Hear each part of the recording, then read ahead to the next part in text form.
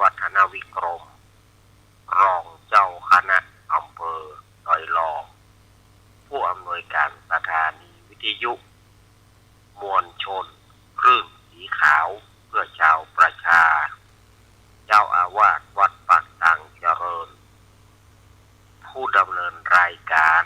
เสียงธรรมแสงอรุณและรายการผู้จาภาษาธรรมพร้อมไปด้วยท่านครูบาอาจารย์พระมหาเถระพระเถรานุเถระพระสังฆพระสงฆ์องค์สามเณรทุกรูปทุกองค์ด้วยความเคารพอย่างสูงสุดยิ่งครับผมวันดีเจเราขอแสดงความนับถือลุงแหนนพ่อน้อยหนุ่มผาจ่อคนรูปต่อตัวอรุณสวัสดิ์ธรรมสวัสดีเจริญปอนคณะสัตยาติโยมศรัทธาสาธุชนคนดีเอาทุกท่านวันนี้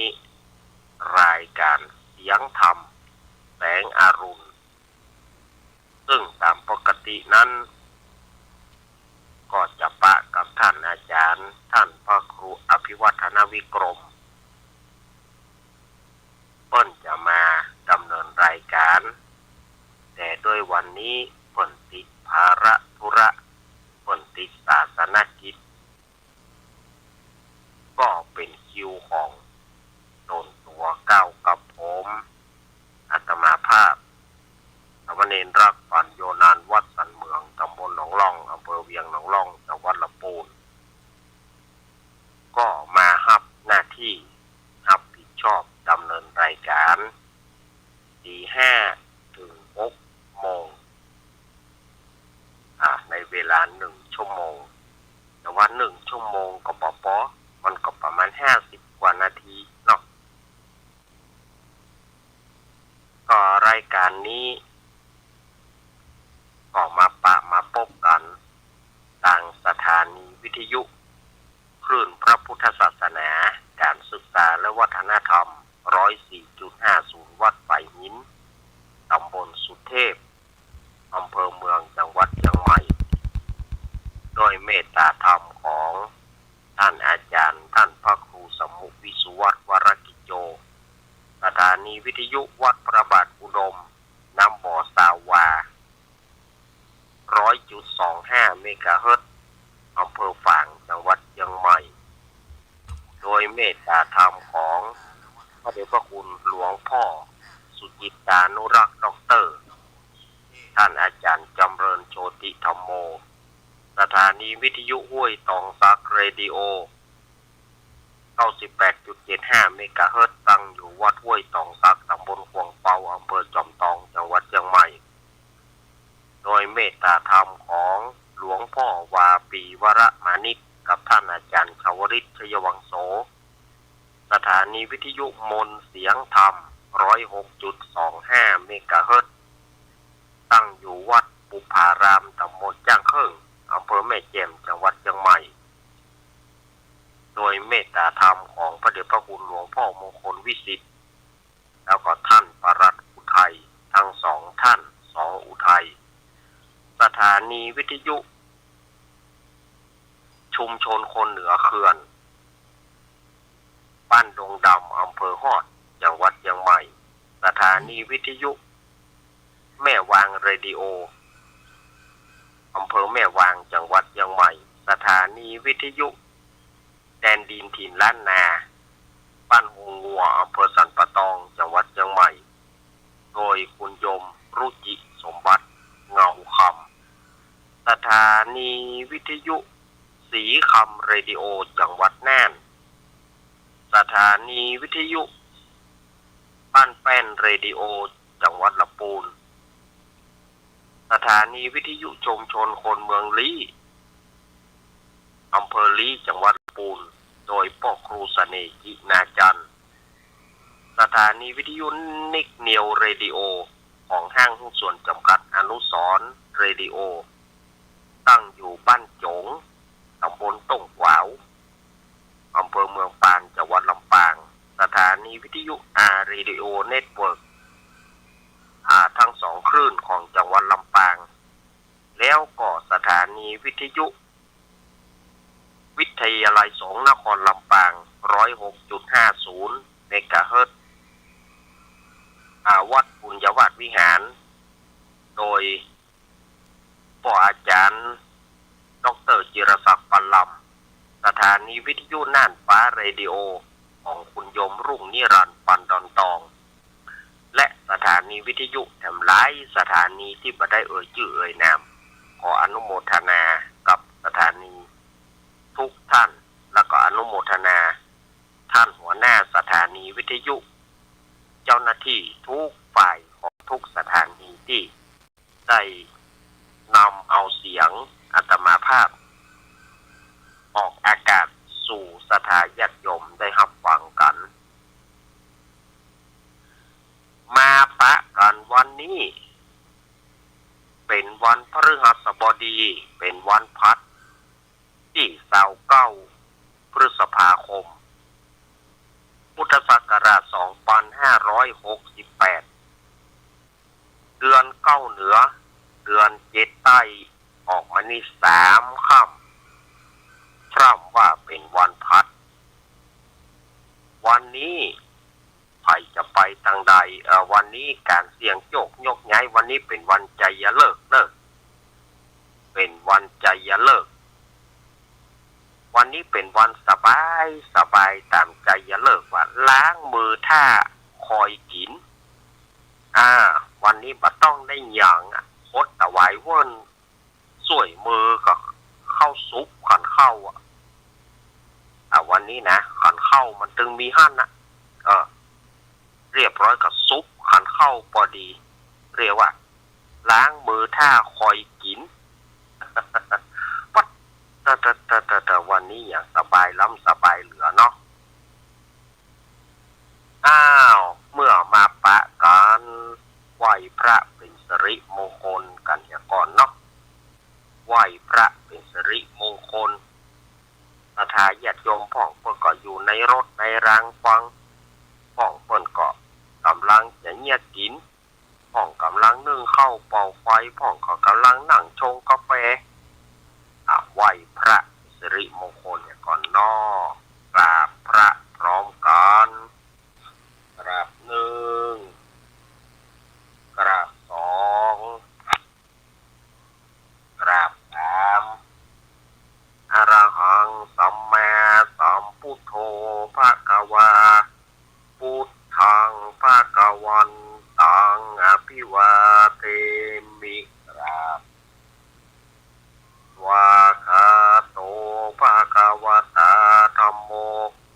ธัมมังนะมัสสามิกราบสุปฏิปันโนภควโตสาวกสังโฆสังฆังนะมามิกราบเอาแล้วกราบพระเรียบร้อยก็ท่านที่ยังนอนอยู่ก็นอนเถอะเนอะท่านที่นอนอยู่ก็นอนเถอะก็ต้องลุกแม้ถ้าท่านใดที่มันยังสมุยอยู่มันจะว่าแจ้งกับว่าแจ้งดีขอนอนสักหน่อยนะระวังเนอะลมนะก็เดี๋ยวเผื่อหูขิงพูดโทษ6 โมงเกิงหรือว่า7 โมงไปไหนบาตานแล้วถ้าท่านที่นอนอยู่อย่างท่านอาจารย์ท่านพระครูอภิวัฒนวิกรมว่าท่านที่จะลุกก็ลุกแม่ลุกเนอนี่หรอรับลูกเจ้ากินพักทางฝ่ายรับลูกฝ่ายกินพักทางเก้าแต่ถ้าว่าท่านใดที่บ่ประสงค์จะฟังรายการหรือว่าเอาแนบข้างไว้รับไปก็รับไปว่าเป็นอย่างแต่ท่านที่นอนแล้วมันบ่แจ้งดีพอรับต่อแหมนิ้วเดียวนั้นนิ้วเดียวกำเดียวเผื่อหูขิงกับปุ่นเนอะมา6 โมงเกินกับ7 โมงควรรับความนี้นี่นะถ้าปิกไปนอนความนี้นี่นะก็เดี๋ยวล่มละเพิ่นฮ้องว่ารับล่มเนาะ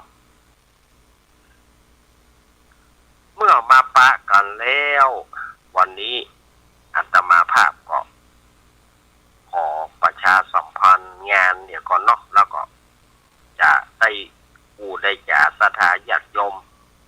วันนี้เนอะศรัทธาญาติโยมวันนี้ก็เนื่องด้วยป่อประสบสุขชมพูทันหรือว่าป่อสนิทอันเป็นถ้าอู้ก็เป็นญาติผู้ใหญ่ของอาตมาเป็นไอ้เคยของอาตมาเนี่ย เปิ่นได้ถึงแก่กรรมลงเมื่อ วันอังคารที่ผ่านมาเนาะเมื่อวันอังคารที่27ที่ผ่านมาแต่วันซืนนะ เปิ่นได้ถึงแก่กรรมไปเดี๋ยวนี้ก็ได้ตั้งศพบำเพ็ญกุศลไว้ที่วัดสันเหมืองวัดที่อาตมาอยู่นี่นะสันเหมืองตำบลหนองล่องอำเภอเวียงหนองล่องจังหวัดลำพูนวัดที่อาตมาอยู่เนี่ยทีนี้เปิ้นก็ตั้งศพบำเพ็ญกุศลแล้วเปิ้นจะชาปนกิจศพก็หมายถึงว่าเปิ้นจะเผาศพในวันนี้วันที่29พฤษภาคมที่ชาปนสถานสุสานป่าจ้าหน้าวัดสันเหมืองนะก็บอกเอิ้นเชิญชวนไผที่รู้จักมักคุ้นไผที่เป็นญาติสนิทมิตรสหายไผที่รู้จักมักคุ้นป่อประสบสุขชมพูทันหรือว่าป่อสนิท ก็มาร่วมงานกันได้เนอะ เปิ้นจะทำพิธี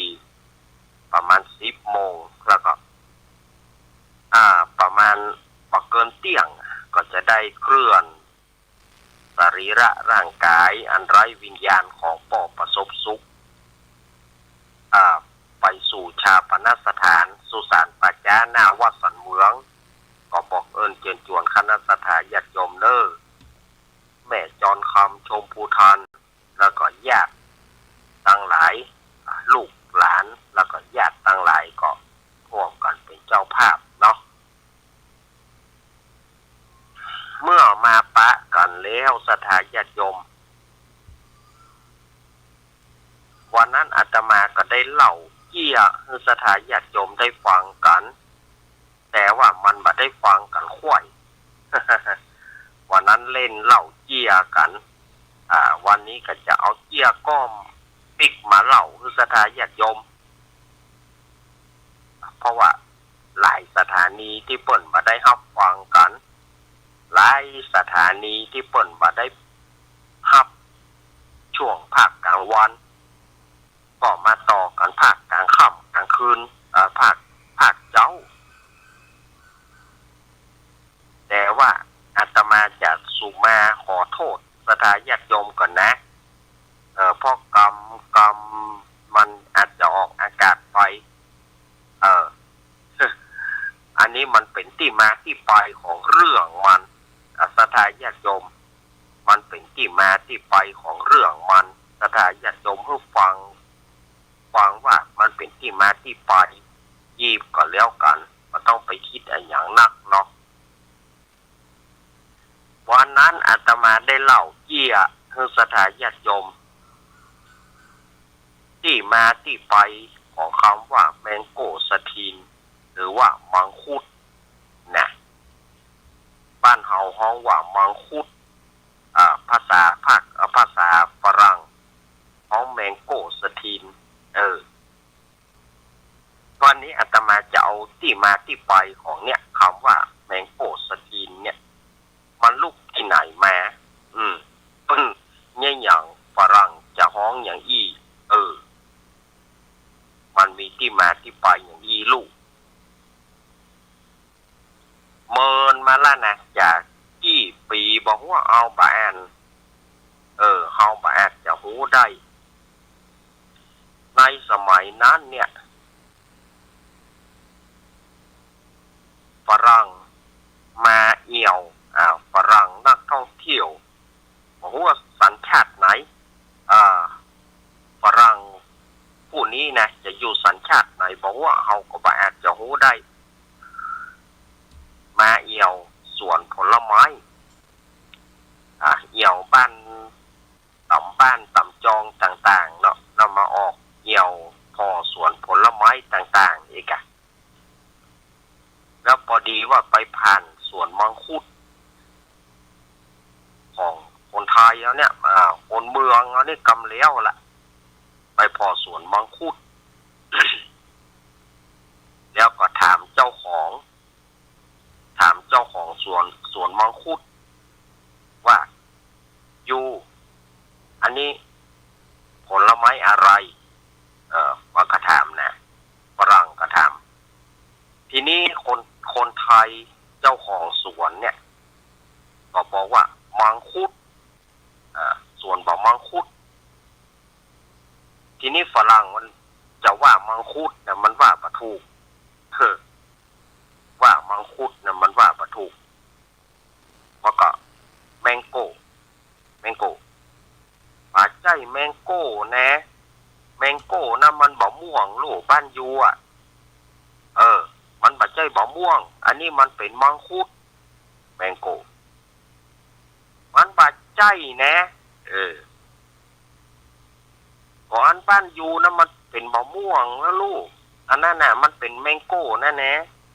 แต่อันนี้นี่มันบ่ใจมันเป็นมังคุดนะ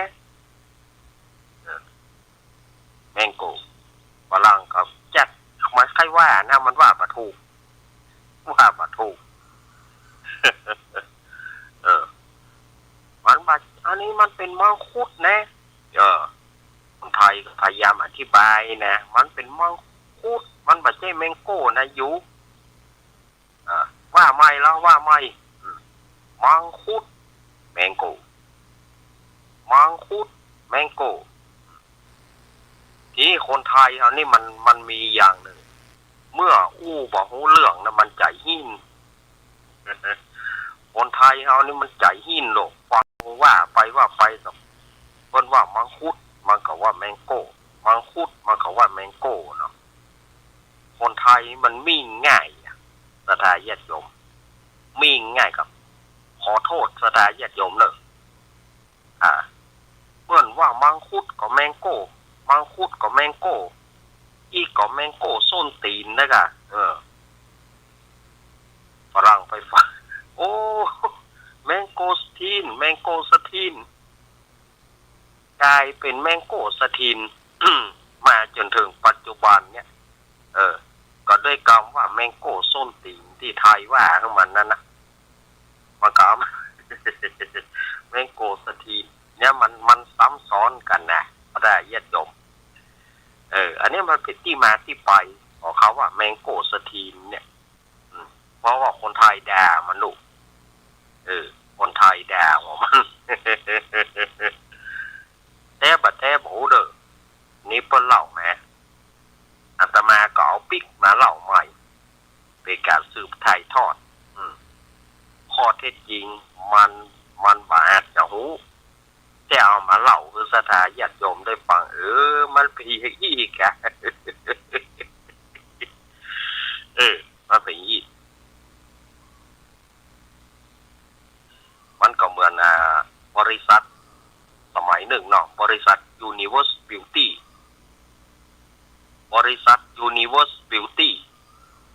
มาตั้งบริษัทยามาตั้งบริษัทครีมเครื่องสำอางมาตั้งบริษัทเครื่องสำอางอยู่ประเทศไทยเนี่ยอยู่ในกรุงเทพมหานครเนี่ยแล้วมากึศใหญ่ในห้างของบริษัทนี่นะเจ้าของบริษัทเนี่ย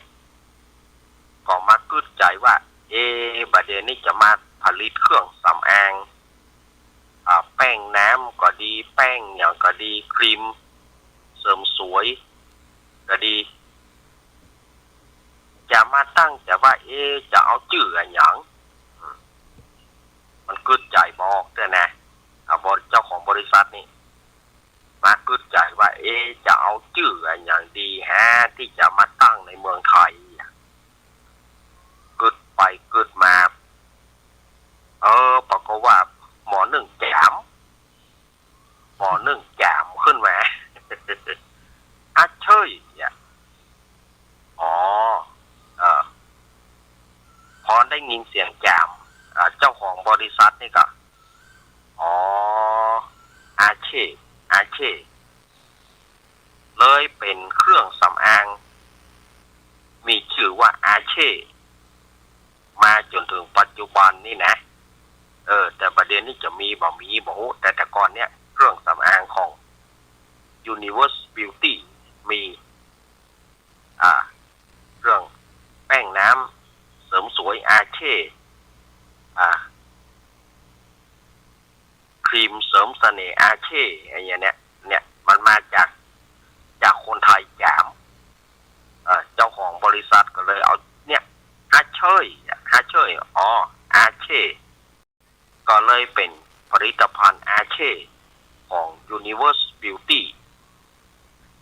สมัยนั้นดังกระหึ่มได้ขายดีเป็นเทน้ำเทท่าเครื่องสำอางอาเช่ก็มาจากคนไทยแจมนะฝรั่งมันก็ละมากึดใจจะยิ่งอย่างใดจะเอาชื่ออย่างดีคนไทยแจมพี่หูคนไทยแจมก็กึดจะอาเช่อันนี้เป็นเจียนะเป็นเจียเหล่านะสดาเย็ดยมอย่าคิดอะไรมากบางอย่างเนี่ยฝรั่งเอาไปเรียนแบบได้อย่างเช่นออร์แกนนะมึงก็ออร์แกนน่ะของฝรั่งมันต้องเป่าของฝรั่งนี่ใจกดไปกดมาเล่นเอาออร์แกนก็มาจากแคนของไทยนั่นนะก็มาจากแคนของไทยเพราะว่าไทยเป่าแคนอยู่ดีๆฝรั่งไปถามยู่นี่อะไรยู่นี่อะไรคนไทยก็บอกแคนฝรั่งก็แกนก็คือหมายถึงแคนเนี่ยบ้านเฮามันจะจับแนวไปอีแคนแต่ว่าฝรั่งเพิ่นอู้ง่ายๆออร์แกนเพิ่นก็เอาไปผลิตเป็นเครื่องออร์แกนเล่นดนตรี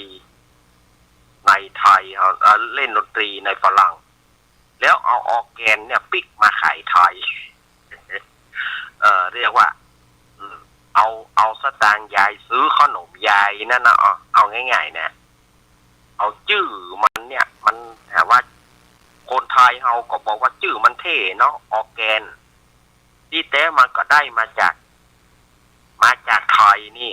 ได้ชื่อมาจากไทยเนี่ยออร์แกนถ้าแปลไปบอกว่าถ้าแปลไปจะว่าจะได้แปลไปก็แคนเนี่ยนะแต่ว่าฝรั่งเปิ้นอู้คำเดียวออร์แกนออร์แกนตัวเนี้ยก็ฝรั่งเอาปิกไปแปลงเป็นออร์แกนที่บ่ต้องเป่าเล่นไปเล่นมาได้กดไปกดมาได้พกไปไหนก็ได้ก็เอาปิกมาขายคือคนไทยเฮาก็ซื้อเสียงออร์แกนนี่ม่วนหรือเสียงแคนเนี่ยเขาไปเอาที่ไหนมาเปิ้นเอาลอกเรียนแบบเสียงลอกเรียนแบบทุกอย่างแต่ว่ามันบ่ได้เป่าซะอันอันเนี้ยมันเพราะว่าอัดยายมาซื้อขนมยายกินคำว่าเอาอัดยายมาซื้อขนมยายเนี่ยลักสตางค์ยายนั่นนะเปียสตางค์ยายเปิ้นมีละอ่อนหรอเรื่องเล่ามีละอ่อนมันขยะขนมมันขายยายมันขายครัวยายมันขายของชำขายขนมต่างๆทีนี้หลานมันบ่มีสตางค์เมื่อหลานมันบ่มีสตางค์แล้วมันเนี่ยอย่าใดมันก็ยายมันเผลอมาก็เลยควักสมัยก่อนมันเป็นก๊อกเนาะถ้าอู้เป็นก๊อกสถาญาติโยมก็บ่เข้าใจสมัยก่อนมันเป็นกระป๋องกระป๋องใส่สตางค์หรอมันก็ลักเอาสตางค์ของยายมันนะไม่ใช่ว่าลักนักแต่ก่อนนี่ลักได้บาทหนึ่งมันก็มีค่าหรอซื้อขนมได้ถ้าซื้อขนมก็ซื้อขนมซองใหญ่ได้2 บาท ถ้าซื้อแบบ25-50มันก็ได้ถ้า25มันก็ได้4อัน50มันก็ได้2อันเนี่ยมันก็ลักตังยายมันบานทีนี้ก็ยาย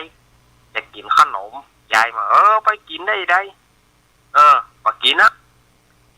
มันมีสตางค์นะยายมันก็หูยายมันก็บอกหูมีสตางค์นี่เอามาแต่ถ้าจะกินบ่ได้บ่ฮื้อเนี่ยไม่ก็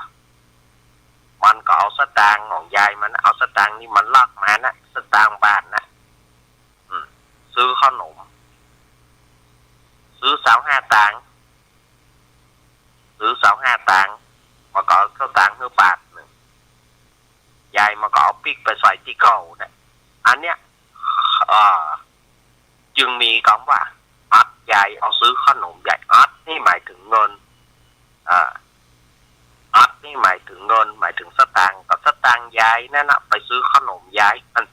อันเนี้ยมันมีความหมายว่าสุภาษิตไทยว่าอัดยายซื้อขนมยายก็เอาสตางค์ยายมันนั่นนะไปซื้อขนมยายมันนั่นนะยายมันโมโหลูกยายมันเผลอมันก็ลักควักกระป๋องเอาตังค์ให้ยายมันยายมันก็เอาปิ๊กไปใส่กระป๋องที่เก่านั่นน่ะเนี่ยมันมีคำว่าอัดยายซื้อขนมยายเนาะแต่ถ้าญาติโยมเข้าใจนะอันเนี้ยความหมายของคำว่าเอาสตางค์ยายไปซื้อขนมยายมันความหมายมันมาอย่างไรมาจากละอ่อนนะละอ่อนมันอยากกินขนมยายมันบอกของซื้อของขายเอาฮื้ออันกับปูตื่นนะเอาฮื้ออันกับปูตื่นไปกับหลักลมแหลมจกกระป๋องนั่นเปิ้นมีสตางค์ก็แล้วกันแน่ยายขายคือเปิ้นก่อยยายมันก็ขี้เอาขนมมือเอาขนมมันได้มันก็เอามันก็เอา4อย่างนะ4อย่างนะเป็นบาท1แล้วก็เอายายมันไปตันหูยายนึกว่าพ่อแม่มันเอายายมันก็นึกว่าพ่อแม่มาเอาก็ไปจอมกระป๋องที่เก่านะติดแต่ไปตังตัวเก่า อันเนี้ยเป็นสุภาษิตของไทยเลยว่าอัดยายเอาซื้อขนมยาย ไปไหนได้ก็กินได้ นี่นะตาดาเยอะอยู่มันเป็นสุภาษิตตัวเป็นคำโบราณตัวคำปะเก่าตัวนี่มันมีที่มาที่ไปเหมือนกันหรอกมันมีที่มาที่ไป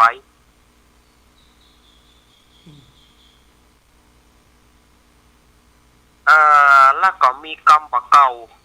ที่ว่าตีหัวฟากสนั่นหัวฝา ตีหัวหมาสนั่นหัวเจ้าอันนี้กำปะเก่านะตีหัวฟากสนั่นหัวฝาตีหัวหมาสนั่นหัวเจ้าความหมายของคำนี้เนี่ยก็หมายถึงด่าคนแล้วลามด่าคนแล้วลามไปถึงพ่อถึงแม่เปิ้นอันเนี้ยมันว่าตีฟากสนั่นหัวฝา ตีหัวหมากับสนั่นหัวเจ้าด่าคนแล้วด่าไปด่าคนหนึ่งด่าคนแล้วลามไปพ่อมันตึมสั่งบ่สอนแม่มันตึมบ่สั่งบ่สอนอันเนี้ยคนว่าตีฟากตีหัวฟากสนั่นหัวฝาโคตรคือคนเดียวโคตรคือคนเดียวแล้วไปแปะคนตึงหมู่เอาเข้าด่าลามไป เนี่ยตอมอันนี้นะแล้วตีหัวหมาสนั่นหัวเจ้าของบุ๊บหมาไปบุ๊บหมาเปิ้นแล้วบ่เตื้อด่าพลับไปเบียเจ้ามันปุ่นหน้าหมาเนี่ยหน้าอย่างเจ้ามันเอาเข้าเจ้ามันก็นิสัยอย่างเงี้ยหมาอย่างได้เจ้ามันก็อย่างเงี้ยอันเนี้ยปกติหัวหมาสนั่นหัวเจ้า ถึงเจ้ามันเนี่ยกรรมโบราณกรรมนี้นะอันนี้เป็นสิ่งที่บดีที่สุดโคตรคือโคนก็เสี่ยงที่โคนโคตรคือหมาก็เสี่ยงอย่างที่หมาอย่าไปเอาไปลามอย่าไปเอาไปลามมันผิดกันด้วยคนเลี้ยงหมาคนใดเลี้ยงหมาบางทีไปเห่ารบกวนเปิ้นกายที่มันได้เป็นเรื่องเป็นราวกันที่มันได้ถึงขั้นฆ่าฟันบันแตงกันก็กับเรื่องเนี้ย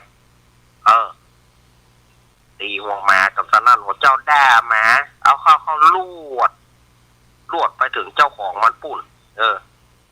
เจ้ามันตึงหมามัดเจ้ามันตึงบัดพ่อหมาลูกเอาเข้าเฮาดีอย่างเจ้ามันเนี่ยเจ้ามันหูเรื่องหูราวแม่มันก็มันมีไว้เห่าสถาญาติโยมก็ใหญ่ๆมันมันมีไว้เห่ารำคาญเพียงไหนก็มันมีไว้เห่าก็ถือว่าแม่ก็มีไว้เห่าก็บอกให้มันเห่ามันก็จะเงี้ยจะได้ก็ อันเนี้ยมันกำบางอย่างนี่นะคนเห่านี่บางทีมันก็บอกให้เข้าใจเมื่อบอกเข้าใจแล้วก็เอาไปเหมารวมโคตรคือโคนลวดไปถึงพ่อแม่ปุ่นพ่อมันก็ยังเอี้ยแม่มันก็ยังเอี้ยก็เปิ้นก็ไปหูเรื่องหูราวอย่างโคตรคือเราอ่อนคนเดียวแม่งก็โคตรคือเราอ่อนคนเดียวก็ให้มันตึกเราอ่อนคนเดียวถ้าจะว่าก็ว่าเราอ่อนคนเดียวก็พอจะไปเอาพ่อแม่เปิ้นแม่มันเจื้อน่ะเอาข้าวลามไปละเจื้อนี่มันตึมดีถ้าที่มันบาดใจมันบาดใจมันเป็นตัวบุคคลละอ่อนหายโอ้ละอ่อนนี่หายอยู่เฮ้ยกับปะกันกับลูกมึงหายแต่หายไหวเฮ้ยปอ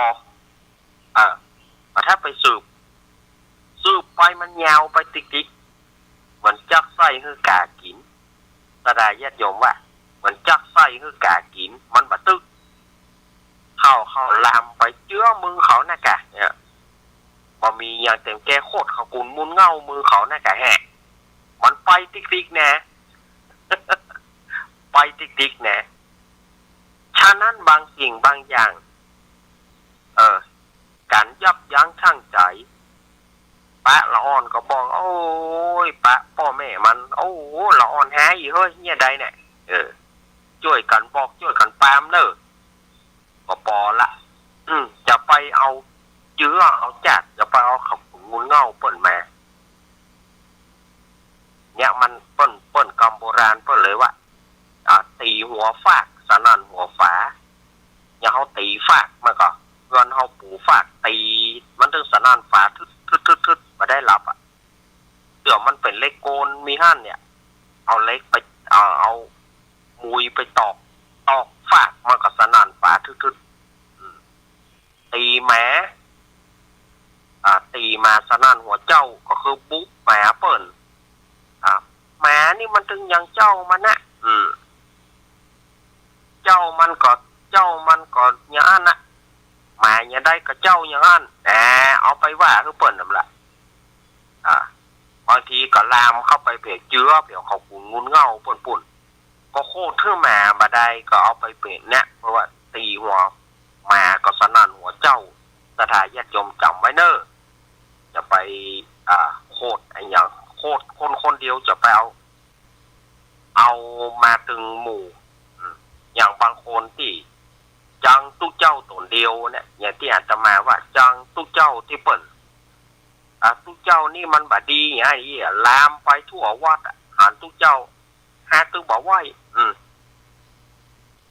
หาตึงบอกว่าตุ๊กเจ้ามันนี่เหมือนกันหมดเข้าว่าเขาไปหาหัวมดพอจริงเขาก็บอกมีส่วนร่วมอย่างกับเปิ้ลว่าที่หารเขาก็ มือแข็งทำเป็นมือแข็งไปทำเป็นแบบว่าปะให้ปะให้อู้ให้จ๋าปะให้ไหวให้สาบางทีเขาก็ไปหูจะได้มันก็คนหนึ่งทำเนี่ย เข้ามันก็เข้ากำโบราณว่า ป่าตัวเดียวก็เน่าตึงข้องป่าตัวเดียวก็เน่าตึงข้องศรัทธาญาติโยมควรพินิจพิเคราะห์พิจารณาเอาเนอะกรรมที่อาตมาเสนอไปวันนี้นะบางคนบอกเข้าวัดเลยเพราะอย่างจังเน้นตัวเดียวจังเน้นตนเดียวได้นะเน้นหายอย่างวอกแล้วพอตายไปเนี่ยได้ก็เน้นตนนั้นน่ะจุ๋งเน้นตนนั้นน่ะจุ๋งเข้าปัจจ้าเผาขึ้นแถมต่างหากนะก็ได้ญาติโยมเนี่ย บางคน จังเน้นตนเดียวหายอย่างยักอย่างเย็นนี่แล้วทุกแล้วตัวเก่าดีก็เมื่อน้อยตัวเก่าปะหายก็ ถามหน่อยเหรอ ละอ่อน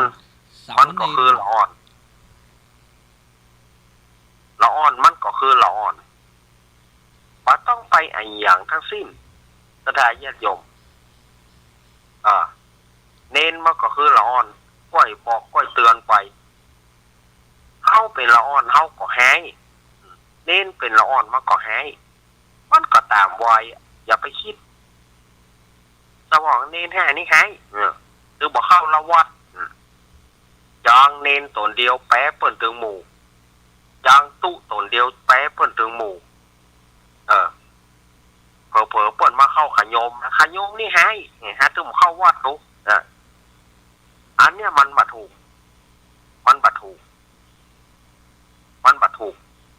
สิ่งไหนกับสิ่งนั้นบางคนบุ๊กหอบุ๊กเพื่อนเพราะว่าอย่างโคตรซ่อหาขัดเจรถปะแปะตีลูกตีเมียพ่อซ่อหาขัดเจรถปะแปะก็ตัวเอาไปไว้ที่ไหนเนี่ยแล้วเอาไปแปะเปิ่นตัวเอาไปไว้ไหนบอกงูโคตรบุ๊กหอบุ๊กเพื่อนบุ๊กลูกบุ๊กเมียโดยที่ลูกเมียน่ะก็บอกหูหอเฮือนก็บอกหูตัวขัดแย่ไปไว้ที่ไหนบางทีโคตรคือไก่หาว่าไก่ตัวนี้ไก่วอกตัวนี้ไปไข่เหี้ยไข่หายแบ่งหางก็แบบปลาไข่ค้อนหยอกเนี่ยต้มแล้วไปหั่นใส่ไข่เต็มในหางนะมันเอาอย่างคืนมาได้จะได้ญาติโยมได้กะหานี่ควายเราห้องชีวิตมันคืนมาได้ชีวิตมันก็คืนมาบ่ได้ห้องชีวิตมันคืนมาไปเฮ้ยคืนมามันก็คืนมาบ่ได้เนี่ย สถานญาติโยมก็เอาจะทำอย่างขึ้นมาเนาะพินิจพิเคราะห์ให้ดีพิจารณาให้ดีแล้วก็คิดก่อนทำไม่ใช่ทำก่อนคิด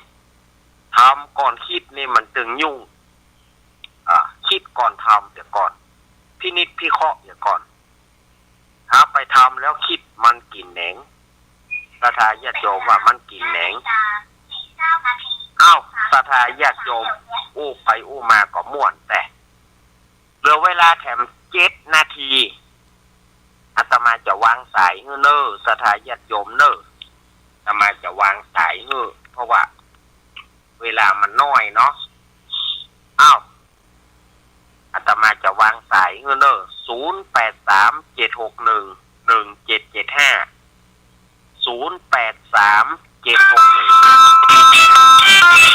เจริญปอนยายหน่อย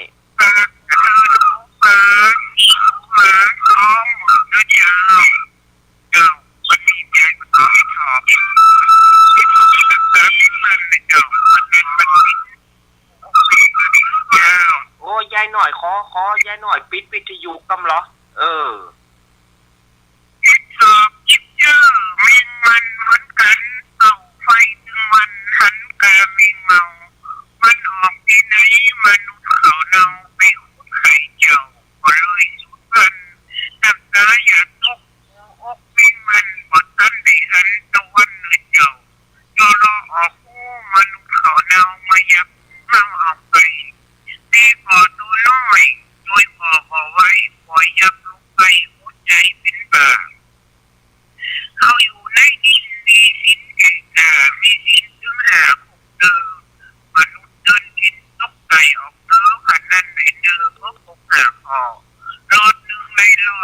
ทำบ้านต่อยามเล็กบอกพ่อมาลูกค้าทุกอย่างเป็นไข่ยังบ่ลืมตาเห็นเด็กกาช่วยเหลือบ่ได้น้ำตาก็ไหล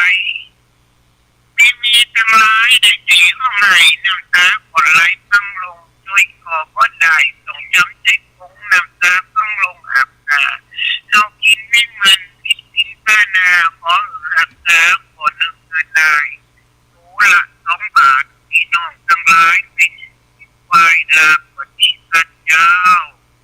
เจ้าไหวสาเจ้า อ้าวยินดียายน้อยอ้าว เจริญพร เจ้าพระรูปเจ้า แม่น้อม เจ้า แม่น้อมสุภาวงศ์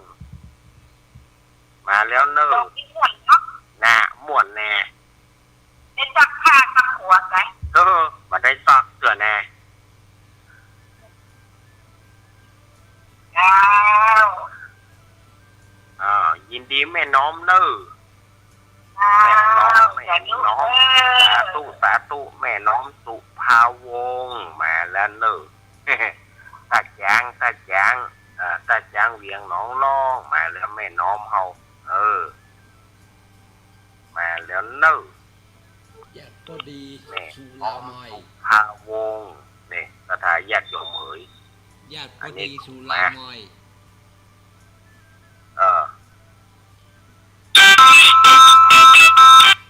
เจริญพร เจ้าโอ้ยป่าเจ้าเว้นไม่ฟังอยู่เด้อชัดเจนดีลำปังจังหวัดเจ้า แม่พี่สมัย น้ำปังหนา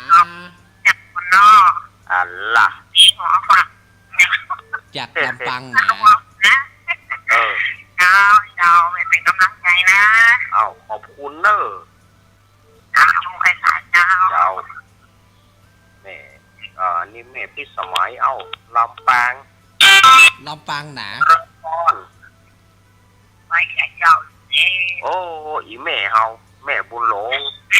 ตื่นเจ้าแต่ เด็กมาเนี่ย ตื่นเจ้าแต่ จับ ตื่นในที่นอน ตื่นยังบัดตื่นเต้จ้ะในที่นอน คล้าย เอาไปเป็นหยังเอาไปเดือดเนื้อฮ้อนใจหยังเก่งหวัง อืม เก่งมาแบบ ลูกมาก็ได้กินละถ้าเดือดร้อนมา ปวดรกกับคนนั้น โอ้โต๊กนะกะเมื่อเจ้านี่ก็โต๊กอยู่เนอะ นี่แววกับตุ๊ก แต่ว่าบ่มีแต่มีวันนี้ เอายินดีแม่เนอะ เช้า แม่บุญหลงแม่เซียวแม่บุญหลง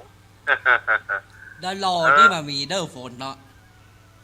แม่บุญหลง อันนี้ก็ลีตกอยู่เนอะไอ้นะโอ้ถ้าลีตกนี่เฮดท็อปตังลีมาแล้วนี่ประเดี๋ยวนี้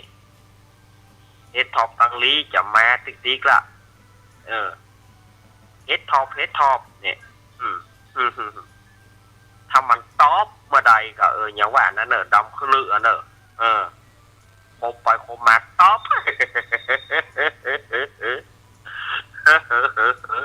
เนาะถ้ายุ่งนะเนาะเฮด ยัง ท็อป ปอน นี่นะ กินเนี่ย เอาละสถาญาติโยมเอาหมดเวลาแต่ละสถาญาติโยมเอ๋ยอันนี้หมดแล้วเด้ออาตมาจะปิดแล้วเด้อเพราะว่ามันหมดเวลาอยู่แล้วอาตมาจะปิดก่อนเพราะว่ามันเวลามันหมดพอดี บอกงานครับ วันนี้เนอะเชิญชวนคณะสถาญาติโยมไปเชิญชวนกันมาร่วมงานของป้อประสบสุขชมพูทานเนาะมาช่วยกันส่งสการตานข้ามป้อประสบสุขเนอะวันนี้อันเป็นพี่เคยของอาตมาวันนี้ก็ช่วยสถาญาติโยมจะมากระตานอยู่เนอะมาร่วมกินร่วมตานกันเนาะเอาละสถาญาติโยมต่อจากอาตมาแล้วก็จะเป็นรายการของพระเดชพระคุณหลวงปู่ปฏิภาณธรรมทินวันนี้หลวงปู่ดอยเนอะอันเป็นปู่ของอาตมาเองเปิ้นหลานเปิ้นออกก่อนหลานออกก่อนเนอะก็เดี๋ยวปู่จะเข้าตัวอีล่ะก็เดี๋ยวก็ฟังหลวงปู่ต่อไปเนาะหลวงปู่ดอยเปิ้นจะมาอู้เรื่อง นานาสาระต่างๆ6 โมงถึง 7 โมงนี้อัตถาญาติโยมก็อดท่าดาฟังหลวงปู่ลำดับต่อไปอาตมาก็ลาไว้ก่อนเนอะสถานญาติโยมอยู่ดีมีสุขอยู่ดีกินหวานตานต้อมเหมือนกันจุผู้จุคนเนอะอภิวาทนาสีริสานิจังวุธาปจายโนจตารโรธรรมวัฏันติอายุวันโนสุขังพระลังขอเจริญพร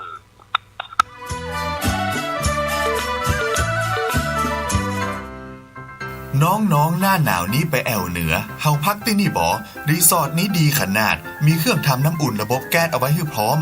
แต่ก็ต้องระวังเนอะ